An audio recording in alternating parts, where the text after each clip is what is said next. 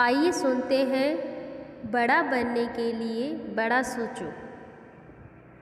अत्यंत गरीब परिवार का एक बेरोजगार युवक नौकरी की तलाश में किसी दूसरे शहर जाने के लिए रेलगाड़ी से सफ़र कर रहा था। घर में कभी कभार ही सब्जी बनती थी, इसलिए उसने रास्ते में खाने के लिए सिर्फ रोटियां ही रखी थी। आधा रास्ता गुजर जाने के बाद उसे भूख लगने लगी और वह टिफ़िन में से रोटियां निकालकर खाने लगा। उसके खाने का तरीका कुछ अजीब था।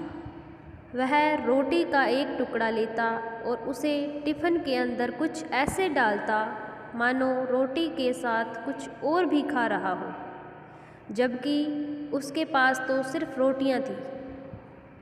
उसकी इस हरकत को आसपास के और दूसरे यात्री देखकर हैरान हो रहे थे। वह युवक हर बार रोटी का एक टुकड़ा लेता और झूठ मूठ का टिफ़िन में डालता और खाता। सभी सोच रहे थे कि आखिर वह युवक ऐसा क्यों कर रहा था। आखिरकार एक व्यक्ति से रहा नहीं गया और उसने उससे पूछ ही लिया कि भैया, तुम ऐसा क्यों कर रहे हो? तुम्हारे पास सब्जी तो है ही नहीं, फिर रोटी के टुकड़े को हर बार खाली टिफ़िन में डालकर ऐसा खा रहे हो मानो उसमें सब्जी हो।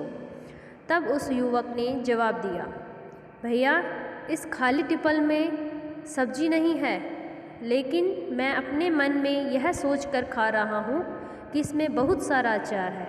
मैं अचार के साथ रोटी खा रहा हूँ। फिर व्यक्ति ने पूछा, खाली ढक्कन में अचार सोचकर सूखी रोटी को खा रहे हो, तो क्या तुम्हें अचार का स्वाद आ रहा है? हाँ, बिल्कुल आ रहा है। मैं रोटी के साथ अचार सोचकर खा रहा हूँ और मुझे बहुत अच्छा भी लग रहा है, युवक ने जवाब दिया। उसके इस बात को आसपास के यात्रियों ने भी सुना और उन्हीं में से एक व्यक्ति बोला, जब सोचना ही था तो तुम अचार की जगह पर मटर पनीर सोचते, शाही गोभी सोचते, तुम्हें इनका स्वाद मिल जाता। तुम्हारे कहने के मुताबिक तुमने अचार सोचा तो अचार का स्वाद आया, तो और स्वादिष्ट चीज़ों के बारे में सोचते तो उनका स्वाद आता। सोचना ही था तो भला छोटा क्यों सोचे, तुम्हें तो बड़ा सोचना चाहिए था।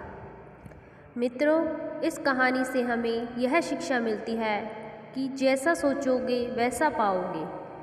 छोटी सोच होगी तो छोटा मिलेगा, बड़ी सोच होगी तो बड़ा मिलेगा।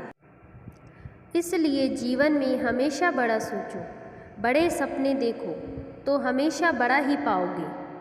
छोटी सोच में भी उतनी ही ऊर्जा और समय खपत होगी जितनी बड़ी सोच में। इसलिए जब सोचना ही है तो हमेशा बड़ा ही सोचो। धन्यवाद।